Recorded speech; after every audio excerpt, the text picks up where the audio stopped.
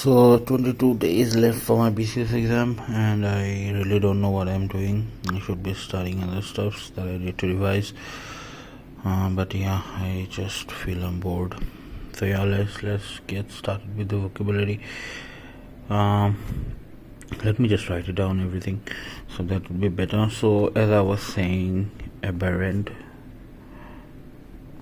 It should be. It means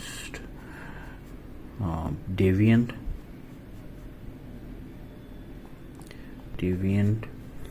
And what does it mean? It actually means something that is out of line, or I can say bipodgamy or bichuto or something like that.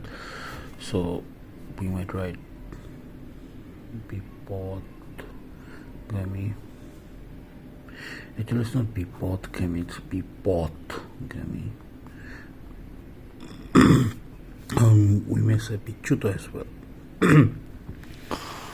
So I guess deviate is coming from the word deviation.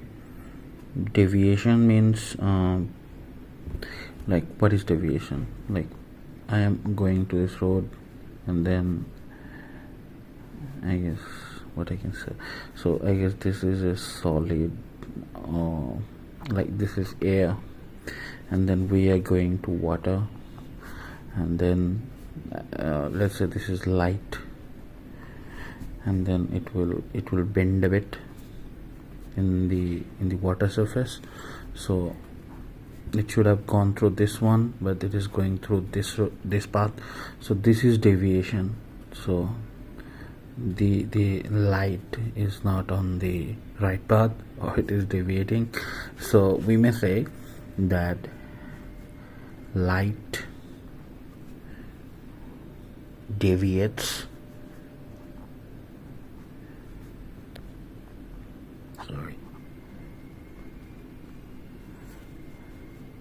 when it passes through water from air. This one can be an exam. Yeah, so I guess also deviant, it is kind of a behavior. So I kind of have a deviant behavior when it comes to study.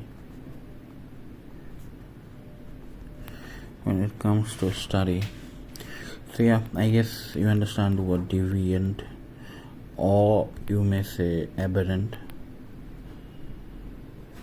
Yeah, we were actually studying aberrant, and we have diverted into aberrant. So yeah, I actually like this word a lot, deviant. So yeah, that's why. So now we will learn two words at a time. One is abeyance, abync, abeyance, and one is abolish. So this one means pause, and this one means demolish or destruction, I guess.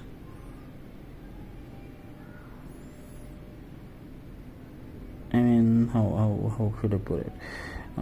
It means cancel something.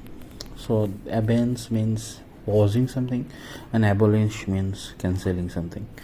I hope it makes sense.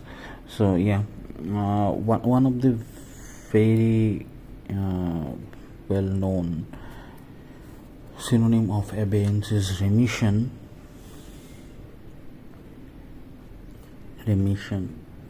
And this one can be said as cancelled. So yeah, abeyance means pause, and then abolish means cancel.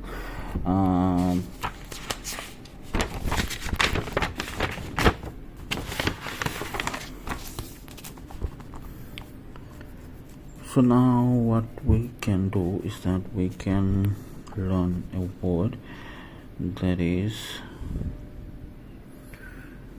abrasive. Abrasive, it means rubbing something or grinding something. Grinding.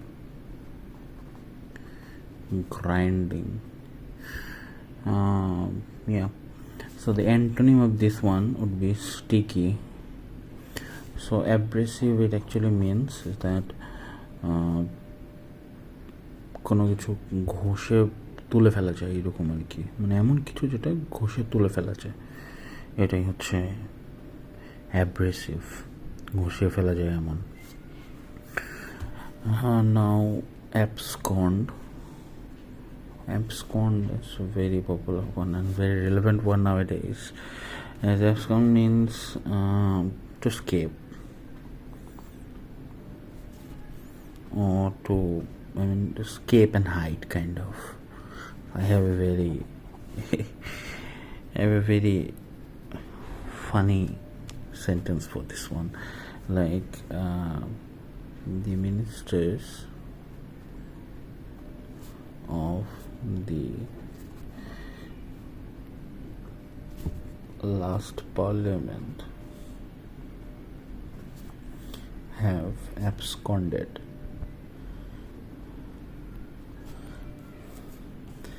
after 5th of July on August 2024. So yeah, abscond, I guess it makes sense what does abscond means. Now we come up to a word that is abdicate. Abdicate means to step down from a position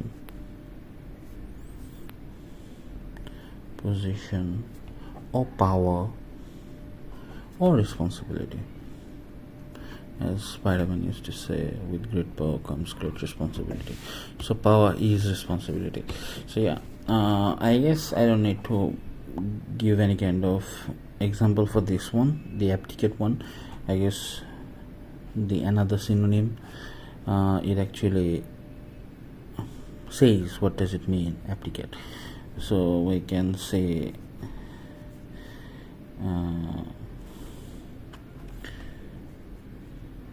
Hasina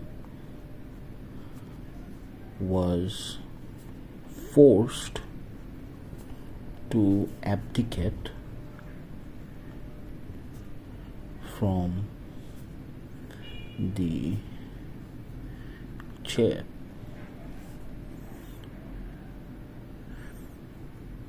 Forced to abdicate from the chair. So she was forced to step down from the power. So I hope this makes sense. Another one is abstemious.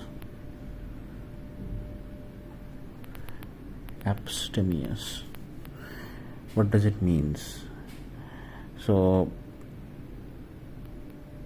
abstemious means actually kind of like pious or সংযমী, we may say, that has সংযম. The guy who has সংযম is সংযমী and the guy is abstemious. So we may say he is a hard-working man, abstemious man. So yeah, I guess that's it. We can just learn these words, and now let's do one thing. Let's get back to something very important, that is পত্রপত্রিকা। তো বাংলা সাহিত্যে এই পত্রপত্রিকার থেকে একটা mark আসবেই, এটা মোটামুটি sure. পত্রপত্রিকা অথবা ছদ্মনাম বাংলা সাহিত্যে বিশেষ এখান থেকে একটা প্রশ্ন আসেই আর কি। It's very common, it's very well known, but actually আমার মনে থাকে না, so I just thought to make a video out of it. So yeah, ভারতীয় উপমহাদেশের প্রথম যে পত্রিকা সেটা হচ্ছে বেঙ্গল গ্যাজেট। এই বেঙ্গল গ্যাজেটটা কে বের করছে? এটা হচ্ছে জেমস অগাস্টাস হিকি। তারপরে হচ্ছে বাংলা, এটা হচ্ছে ভারতীয় উপমহাদেশের প্রথম পত্রিকা এবং এটা হচ্ছে ইংরেজি ভাষায়, ঠিক আছে।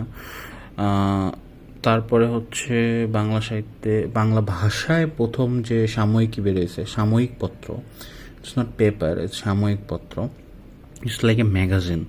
সংবাদপত্র ইজ লাইক ম্যাগাজিন। সো প্রথম ম্যাগাজিন বাংলা ভাষায় যে প্রথম ম্যাগাজিন, এটা হচ্ছে দিগদর্শন, এবং এটা হচ্ছে মাসিক একটা ম্যাগাজিন, প্রত্যেক মাসে একটা করে ম্যাগাজিন বের হইতো।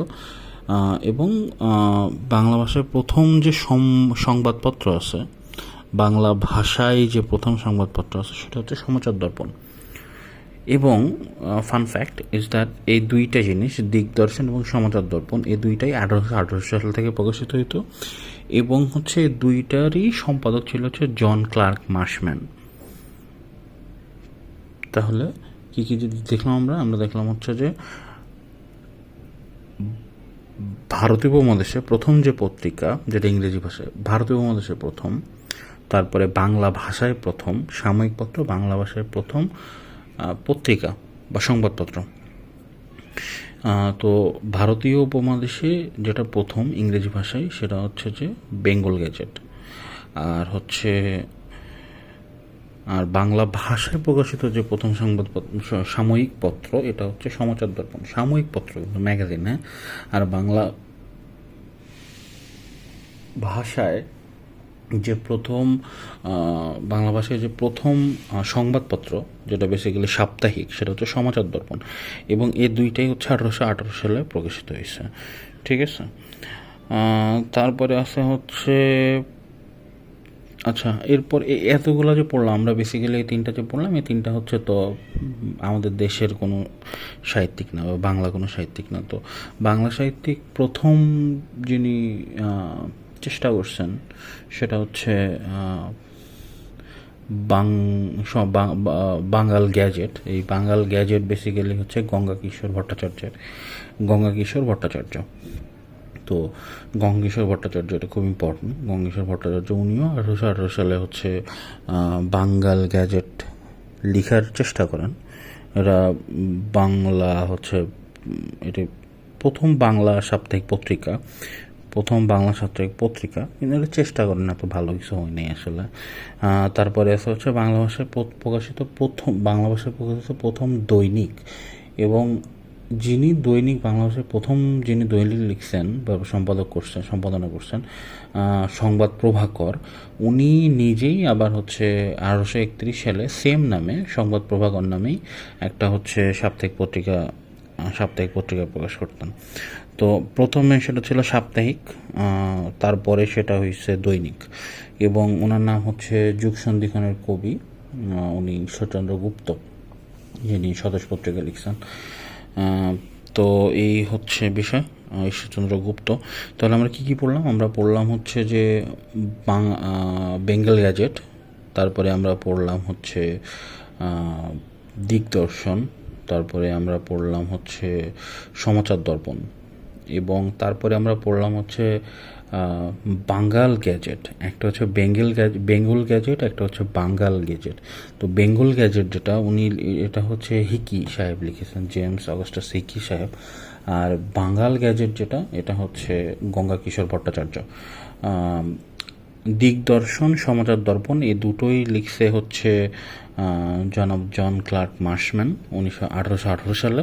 এবং সমাচার দর্পণ এটা হচ্ছে জন ক্লার্ক মার্শম্যান। এটা হচ্ছে প্রথম সংবাদপত্র কিন্তু, হ্যাঁ, এটা হচ্ছে প্রথম সংবাদপত্র যেটা বাংলা ভাষায় লিখছে, কিন্তু বিদেশিদের দ্বারা। এবং প্রথম চেষ্টা করছেন হচ্ছে গঙ্গাকিশোর ভট্টাচার্য, উনি লিখছেন বাঙ্গাল গ্যাজেট 1818 সালে। এবং তারপরে ঈশ্বরচন্দ্র গুপ্ত 1831 সংবাদ প্রভাকরের হচ্ছে সাপ্তাহিকটা প্রকাশ করেন। তারপরে সম্ভবত 37 1837 দৈনিকটা প্রকাশিত করেন। জি, আচ্ছা। তারপরে হচ্ছে মুসলিম সম্পাদক, মুসলিম এতক্ষণ যারা পড়লাম তারা তো কেউ মুসলিম ছিলেন না। তো মুসলিম সম্পাদক দ্বারা যেই মুসলিম সম্পাদক যারা যে সম্পাদিত প্রথম যে পত্রিকা সেটা হচ্ছে সমাচার সভা রাজেন্দ্র, যিনি শেখ আলিমুল্লাহ লিখছেন। এবং তাহলে শেখ আলিমুল্লাহ কী লিখেছেন? সমাচার সভা রাজেন্দ্র। এবং বাংলাদেশ ভূখণ্ড থেকে প্রকাশিত প্রথম সংবাদপত্র সেটা হচ্ছে রংপুর বার্তাবহ। আর রংপুর বার্তাবহ এটা খুবই ইম্পর্টেন্ট। রংপুর বার্তাবহর সম্পাদক ছিলেন গুরুচরণ রায়। ঢাকা থেকে যেটা সরাসরি সম্পাদিত হয়েছে সেটা হচ্ছে ঢাকা প্রকাশ 1861 সালে। এটা হচ্ছে কৃষ্ণচন্দ্র মজুমদার লিখেছেন। আর শিখা এটা বেসিক্যালি হচ্ছে মুসলিমদের যে মুসলিম সাহিত্য সমাজ ছিল, এই মুসলিম সাহিত্য সমাজের প্রতিনিধি ছিল হচ্ছে শিখা, যেটা হচ্ছে 1927 সালে প্রকাশিত হয়। যেহেতু মুসলিমদের কথা বললাম, সেহেতু ব্রাহ্ম সমাজ নামে একটা ছিল। ব্রাহ্ম সমাজটা বেসিক্যালি হচ্ছে রাজা রামমোহন রায় এর প্রচলিত, যেটা বেসিক্যালি হচ্ছে যে রবীন্দ্রনাথ ঠাকুর নিজে প্র্যাকটিস করতেন। রবীন্দ্রনাথ ঠাকুরের বাবা দ্বিজেন্দ্রলাল রায় উনি নিজে প্র্যাকটিস করতেন এই ব্রাহ্ম সমাজের মেন কনসেপ্টটা হচ্ছে ওনারা একক সৃষ্টিকর্তা ফলো করতেন, একক সৃষ্টিকর্তা মানতেন। তারা একটু ভিন্ন ধর্ম, এটা ঠিক ব্রাহ্মণ না। আমরা যে হচ্ছে হিন্দুদের এলিট শ্রেণী যেটাকে বলি সেটা না, এটা ব্রাহ্ম সমাজ। এই ব্রাহ্ম সমাজের মুখপাত্র ছিল হচ্ছে তত্ত্ববোধিনী পত্রিকা। তো জি, এই হচ্ছে বিষয়। আর হচ্ছে বেগম নামে একটা পত্রিকা আছে, যেটা 1947 সালে প্রকাশিত হতো। বেগম রোকেয়া সাখাওয়াত হোসেন এটার একজন সম্পাদক ছিলেন, খুব ইম্পর্টেন্ট একজন সম্পাদক ছিলেন। এটা বেসিক্যালি হচ্ছে যে সচিত্র, এটা অ্যাকচুয়ালি তেমন একটা লাগে না, এটা বেগম পত্রিকা জানলেই হয় যে বেগম রোকেয়া। আচ্ছা, সবুজ পত্র প্রমোদ চৌধুরীকে আমরা তো সবাই চিনি। প্রমোদ চৌধুরী হচ্ছে বাংলা সাহিত্যে চলিত ভাষার যে রীতি লেখার মধ্যে চালু করেন। উনি বেসিক্যালি সাহিত্যে ন্যাকামি পছন্দ করতেন না, সাহিত্যে ন্যাকামি আর কি জানি বড়দের জ্যাঠামি পছন্দ করতেন না, এমন একটা কথা আছে ওনার সম্পর্কে, উনি এটা বলতেন। তো উনি বীরবল নামে অনেক পরিচিত। তো আমরা সবুজপত্র সম্পর্কে সকলেই জানি। আমাদের যেটা লাগবে সেটা হচ্ছে যে সবুজপত্র বেসিক্যালি 1919 সালে প্রকাশিত হয়েছে, 1914 সালে প্রকাশিত হয়েছে।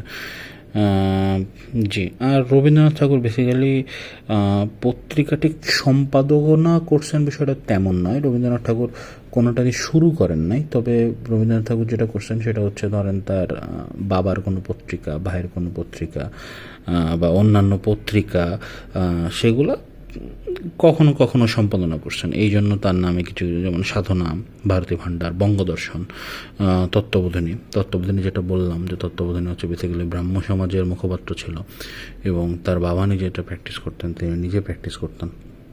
আর আমাদের যে জাতীয় কবি সম্প্রতি গ্যাজেটভুক্ত জাতীয় কবি আমাদের কাজী নজরুল ইসলাম, যিনি 1974 সালে মারা যান, তিনি 1922 সালে ধূমকেতু পত্রিকা প্রকাশিত করেন। জি। এবং উনি আরও কিছু পত্রিকা প্রকাশিত করেন, যেমন লাঙল প্রকাশিত করেন। আমার ঠিক মনে পড়তেছে না। আর একটা ওনার পত্রিকা আছে, আমার এটা দেখা উচিত।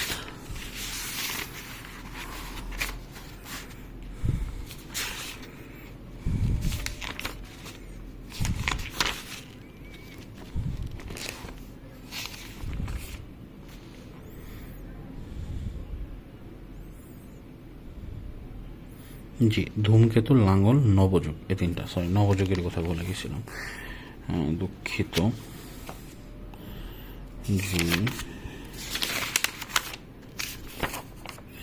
জি, তো এই হচ্ছে অবস্থা। এখন রিসেন্টলি আমি একটা প্রশ্ন পেয়েছি, সেটা হচ্ছে এই মুসলিমদের মহিমা তত্ত্ব ঐতিহ্য সম্পর্কে লেখা হতো সংবাদ সুধাকরে। জি। তো এখন আমরা হচ্ছে বেসিক্যালি কিছু কিছু সম্পাদক দেখব। যেমন আঙ্গুর শিশু পত্রিকা সম্পাদনা করতেন ডক্টর মোহাম্মদ শহীদুল্লাহ। মাসিক মোহাম্মদী, দৈনিক মোহাম্মদী, সাপ্তাহিক মোহাম্মদী নিয়ে যেগুলো আছে সেগুলো মোহাম্মদ আকরাম খানের হচ্ছে আমরা একটা বই পড়েছি, পরার্থপরতার অর্থনীতি, আই গেস, হ্যাঁ, পরার্থপরতার অর্থনীতি। তো এই হচ্ছে হিসাব। আর হচ্ছে চতুরঙ্গ হুমায়ুন কবির নিয়ে আমরা তেমন কিছু তো পড়ি নাই। হুমায়ুন কবির সম্পর্কে আমরা দুইটা ইনফরমেশনই জানি। একটা হচ্ছে হুমায়ুন কবির হচ্ছে চতুরঙ্গ পত্রিকার সম্পাদক ছিলেন, এবং হুমায়ুন কবির ছিলেন হচ্ছে নদীয় নারী, সম্ভবত নদীয় নারী এই গ্রন্থের লেখক। বুদ্ধদেব বসু, যিনি একজন বুদ্ধদেব বসু কে ছিলেন? বুদ্ধদেব বসু ছিলেন হচ্ছে সব্যসাচী লেখক। বাংলা সাহিত্যে তিনজন সব্যসাচী লেখক আছে, রবীন্দ্রনাথ, বুদ্ধদেব বসু এবং হচ্ছে শামসুর রহমান। তো বুদ্ধদেব বসু একজন সব্যসাচী লেখক, তিনি কবিতা সম্পাদনা করেছেন, কবিতা পত্রিকা সম্পাদনা করেছেন। কল্লোল এটা এটা এটা প্রয়োজন হয় দীনেশ রঞ্জন রায়। কল্লোলটা সম্ভবত এই যে রোজারিও নামে একজন ছিলেন, এই রোজারিও মাইকেল মধুসূদন দত্ত, রোজারিওর ওনারা শুরু করেছিলেন একটা আন্দোলন। সেই আন্দোলনটার নাম হচ্ছে ইয়াং বেঙ্গল, সম্ভবত ইয়াং বেঙ্গল পত্রিকা। জি, ইয়াং বেঙ্গল। এই ইয়াং বেঙ্গল যে হচ্ছে কনসেপ্টটা ছিল, এই ইয়াং বেঙ্গল কনসেপ্টের পত্রিকা ছিল basically Kallol. G, I guess enquire পত্রিকা, জ্ঞানান্বেষণ পত্রিকা, কল্লোলটা এখানে নাই, তবে জি আমার ধারণা কল্লোলটা এখানে থাকা উচিত। জি,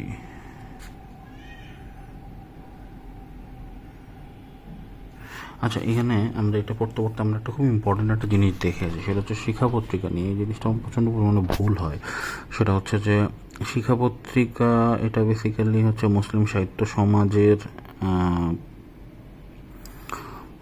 সমাজের মুখপাত্র ছিল, এবং এখানে বুদ্ধির মুক্তি আন্দোলনের সূত্রপাত হয়। এই বুদ্ধির মুক্তি আন্দোলনে কারা কারা সম্পৃক্ত ছিলেন এটা নিয়ে অনেক প্রশ্ন আসে। তো এখানে আবুল হোসেন, কাজী মোতাহার হোসেন, কাজী আব্দুল ওদুদ, আবুল ফজল, আব্দুল কাদির, আনোয়ারুল কাদির, এই কয়েকজন লেখকের নাম আমাদের মনে রাখা উচিত। এখান থেকে প্রশ্ন আসলে আমি আমি আমি অনেকটাই গুলাই ফেলি।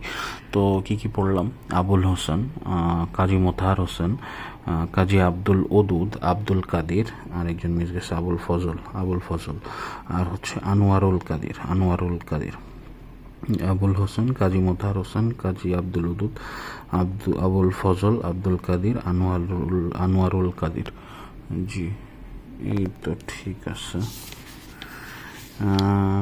আর ইয়াং বেঙ্গল পত্রিকা বেসিক্যালি হচ্ছে যে এনকোয়ারার পত্রিকাটা কোথাও লাগছে বলে দেখি নাই। জ্ঞানান্বেষণ পত্রিকা লাগে দক্ষিণরঞ্জন মুখোপাধ্যায় দেখেই আমি বেসিক্যালি। আচ্ছা, এটা আর একজন কল্লোল হচ্ছে দীনেশ রঞ্জন রায়। সো এটা আমি শিওর না, আর এটা হওয়ার চান্স অনেক কম, কারণ এটা 1923-এ। আর যেটা জ্ঞানান্বেষণ এটা হচ্ছে 1831। আমি অ্যাকচুয়ালি ভুল বলছি, কল্লোলটা ডিফারেন্ট কিছু একটা হবে, এটা আমি পরে জেনে বলবো।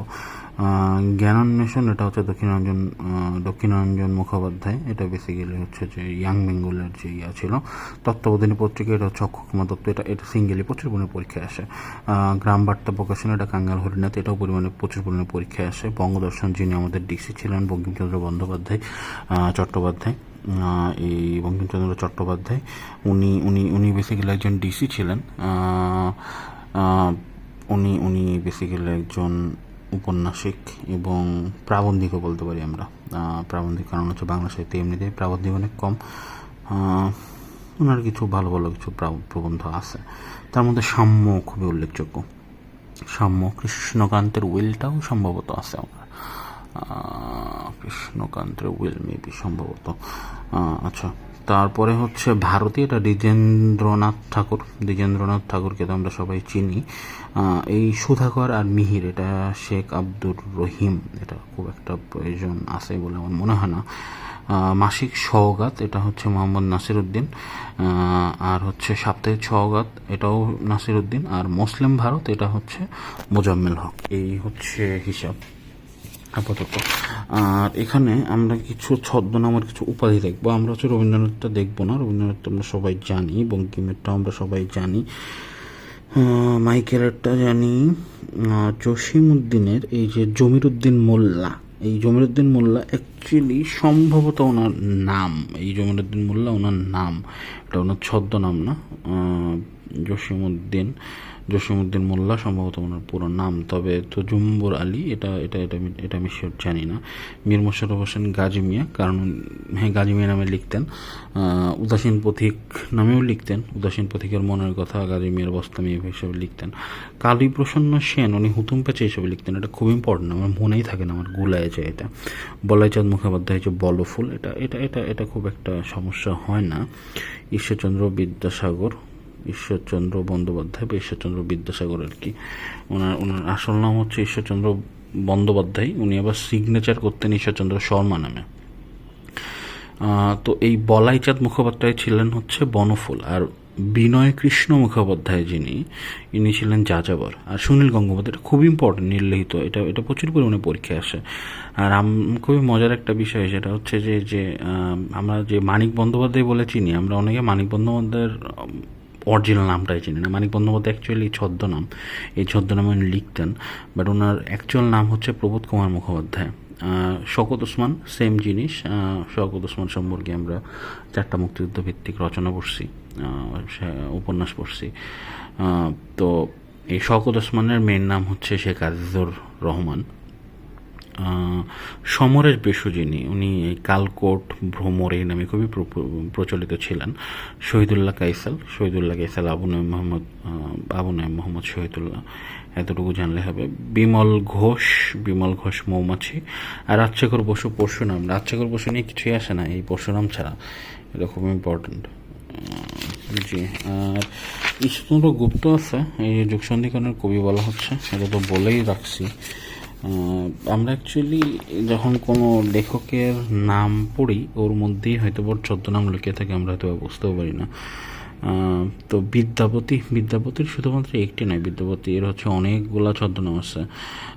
যেমন হচ্ছে মৈথিলি কোকিল, তারপরে হচ্ছে নবযুগ জয়দেব সম্ভবত, তারপরে হচ্ছে কবি কণ্ঠহার, দেখিনি, অনেকগুলো আছে। উনি অনেক পপুলার। উনি বেসিক্যালি হচ্ছে যে শ্রীকৃষ্ণ কীর্তনের যে মৈথিলি ভাষার যে লেখা, সেটার প্রধান কবি এবং শ্রেষ্ঠ কবি বলা যেতে পারে। জি, এই যে মৈথিলি কোকিল, অভিনব জয়দেব, আর হচ্ছে কবিবল্লভ, এটা হচ্ছে তার উপাধি। কবিকণ্ঠ তার উপাধি, এবং তাকে হচ্ছে মৈথিলি কোকিল, অভিনব জয়দেব, কবিবল্লভ নামে ডাকা হতো। ঠিক আছে, এই হচ্ছে বিষয়। শ্রীকৃষ্ণ কীর্তনটাও পড়ব আশা করি। জি। আর হচ্ছে শরৎচন্দ্র চট্টোপাধ্যায়, উনি অনিলা দেবী নামে একটি সম্ভবত একটি উপন্যাস নয়, একটি সম্ভবত প্রবন্ধ লিখেছিলেন শরৎচন্দ্র চট্টোপাধ্যায়, মনে থাকে না। এই যে নারীর মূল্য প্রবন্ধ, এই নারীর মূল্য প্রবন্ধটি উনি লিখেছিলেন হচ্ছে অনিলা দেবী ছদ্মনামে। নারীর অধিকার, মনে থাকে না, আসলে খেয়াল থাকে না। আর দুইটা জিনিস আছে, যেমন বিনয় ঘোষ, আমি এটাই বলতে যাচ্ছিলাম যে বিনয় ঘোষ আর এখানে আছে বিমল ঘোষ, এই দুইটা নিয়ে খুবই কনফিউশন বাধে। বিমল ঘোষ যিনি, উনি হচ্ছে মৌমাছি, বিমল ঘোষ। আর বিনয় ঘোষ যিনি, উনি হচ্ছে কালপেঁচা, এই যে কালপেঁচা, আমি জানি না এটা আসলে কেন। মধুসূদন মজুমদার, উনি হচ্ছে দৃষ্টিহীন। তো জি, আপাতত এতটুকুই যথেষ্ট।